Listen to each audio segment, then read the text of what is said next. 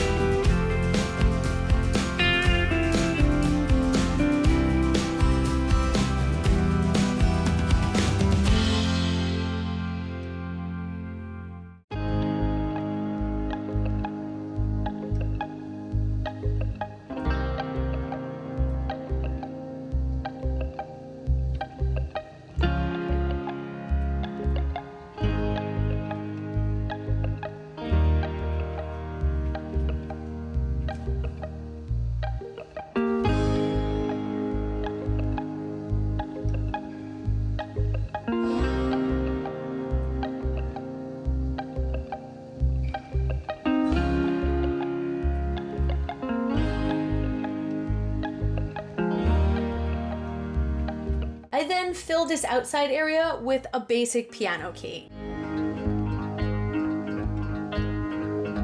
I always like to combine free motion quilting with some ruler work because I think they complement each other really well.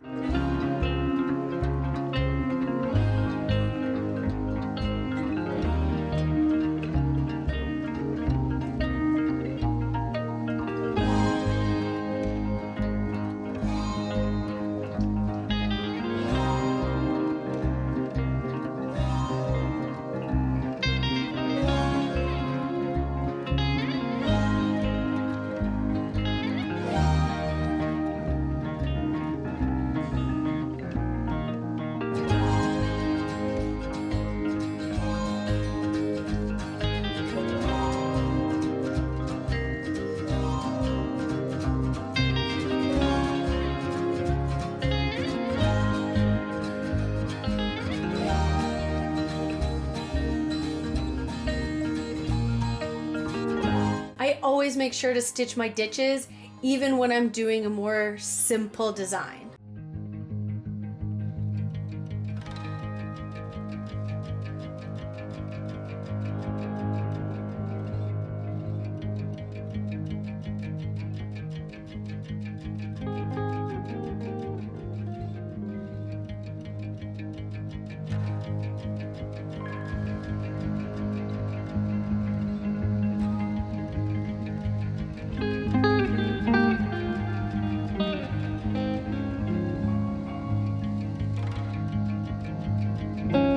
I used my quilted pineapple 20 ruler here to just keep this line smooth.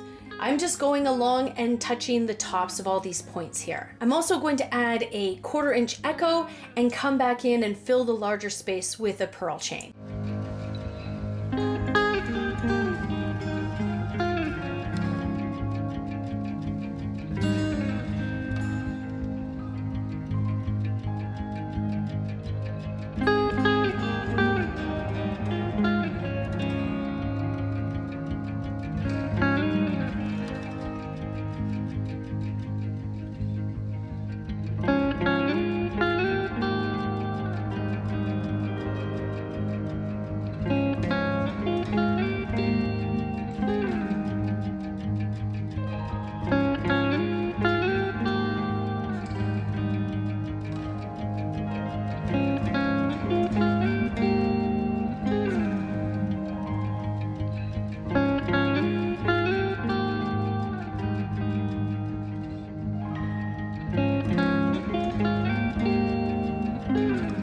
With keeping simplicity in mind here, I decided not to reinvent the wheel and just do some basic dot-to-dot quilting. I love using my charming ruler from Silly Moon Quilt Company here, but any small straight ruler will work.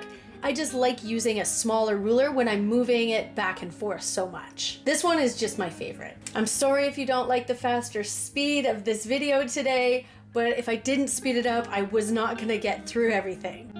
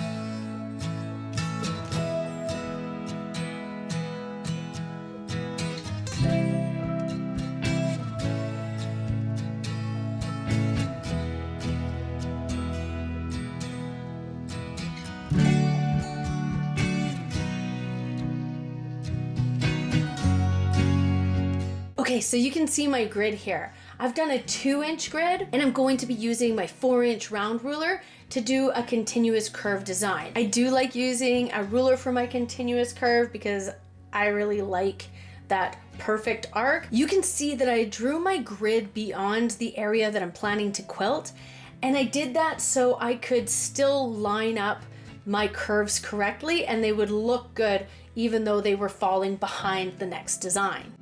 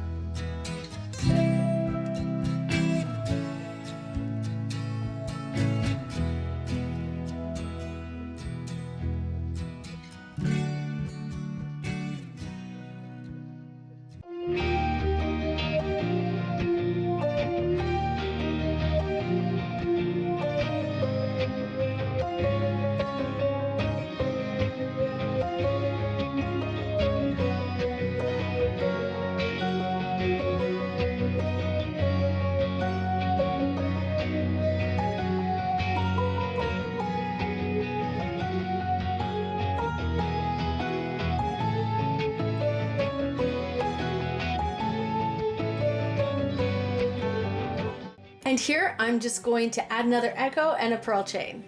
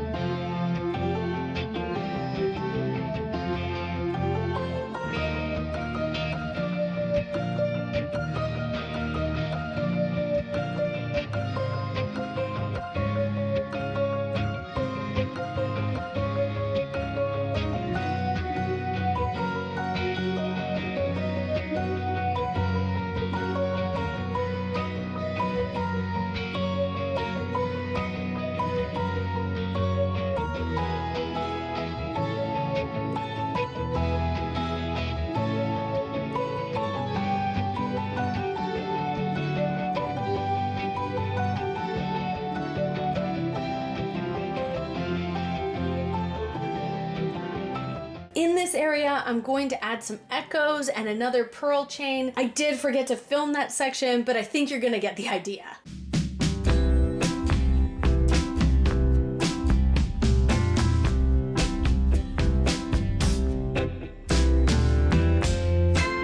I also then added another feather motif that is basically the same as the other one and filled with a bump back feather.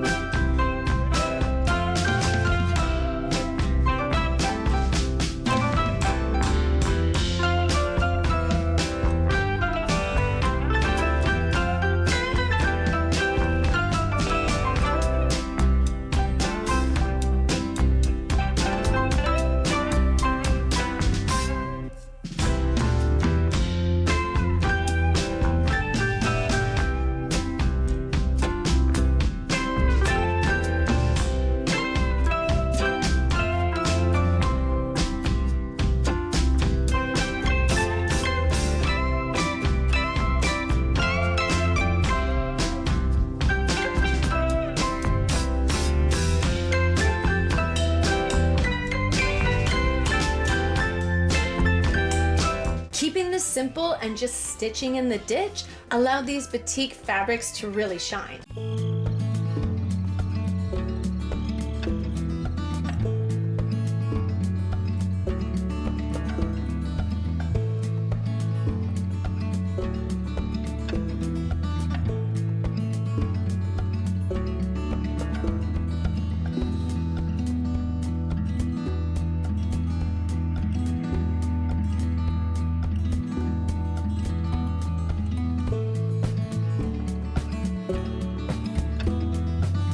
Sticking to the basic ideas of this quilt, I did an echo and some dot-to-dot quilting.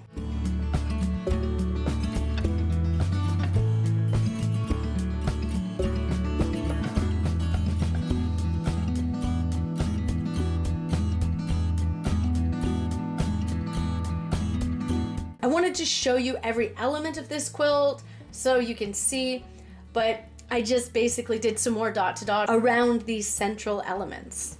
So in this space, Angie used a more solid fabric, which allowed me to add another purl chain and feather. It's important to put this more detailed work into spaces where we can see it more clearly, so we're not wasting our efforts.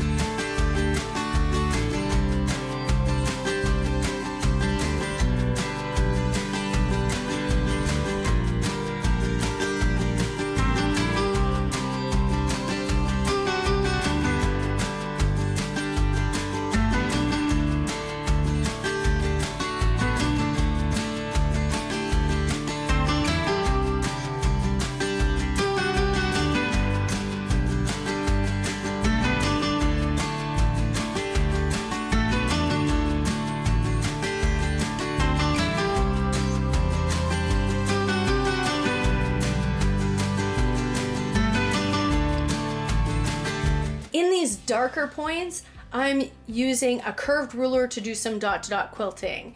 It's basically the same as using a straight ruler. I just go down until the edge of my foot almost touches that other seam and then change direction for my dot-to-dot.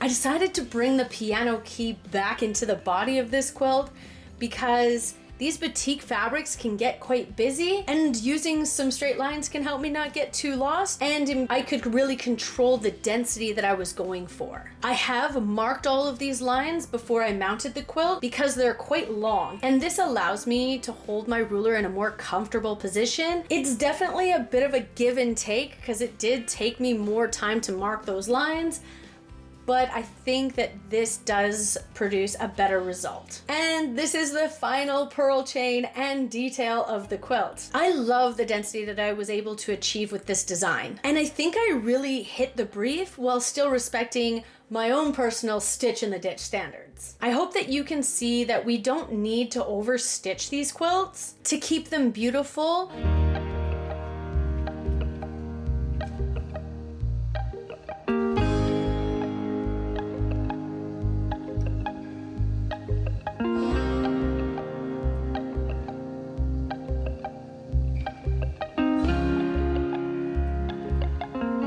Please like, comment, subscribe, and share this video. And if you want to buy me a coffee to help me keep these videos coming, there is a link in the description. You'll also find the link to the blog post in the description and to my Modern Quilting with Rulers course. Thanks so much for watching.